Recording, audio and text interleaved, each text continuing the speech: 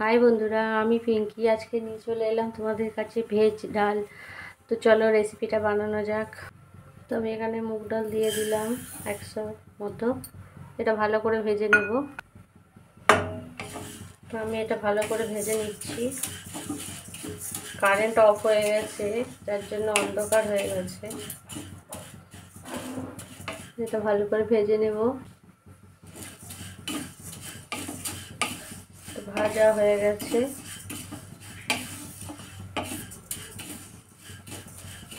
এবার এটা জল দিয়ে ধুয়ে নেব। এটা আমি জল দিয়ে দিলাম। জল দিয়ে ধুয়ে নেবো ভালো করে।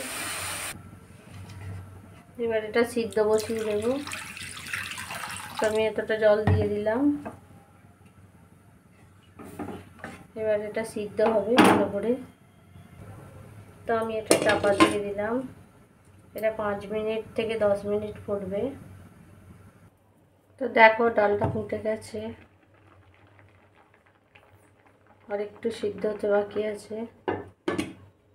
আবার চাপাটা দিয়ে দিলাম। তো দেখো বন্ধুরা, ডালটা অনেকটা সিদ্ধ হয়ে গেছে। এবার এটা আমি ঢেলে নেব। দেখো খুব সুন্দরভাবে সিদ্ধ হয়ে গেছে। এবার এটা আমি ভালোভাবে ঢেলে নিচ্ছি। এরপর আমি এতে তেলটা দিয়ে দিলাম।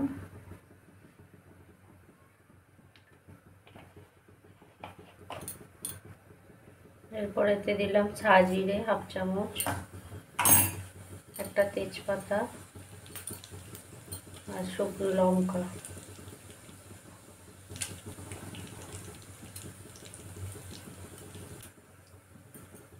এরপর এখানে সবজিগুলো দিয়ে দেবো।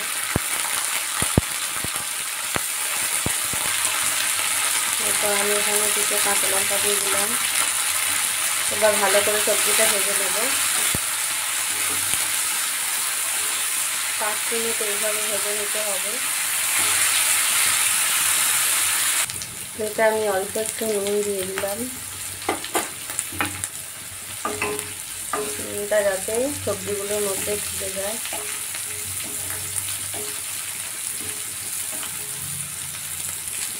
এটাতে দিয়ে দিলাম টমেটো।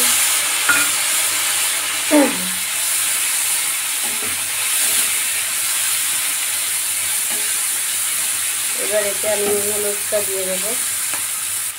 এটা আমি 1 চামচ নুন দিলাম।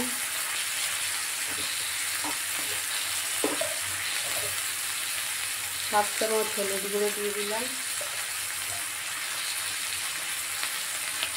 আর দিলাম ছোটো চামচের 1 চামচ চিনি। এবার এটাকে কষিয়ে নিতে হবে।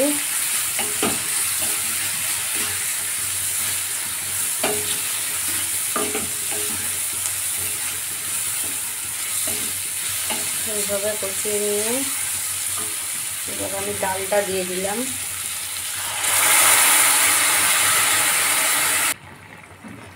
এতে আমি অল্প একটু জল অ্যাড করে দিলাম।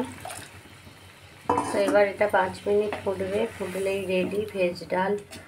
নিরামিষের দিনে ভাতেতে খুব সুন্দর খেতে লাগে। ভেজ ডাল দিয়ে রুটিও খাওয়া যায়। চাপাটা দিয়ে দিলাম, দিয়ে গ্যাসটা একটু কমিয়ে দিলাম।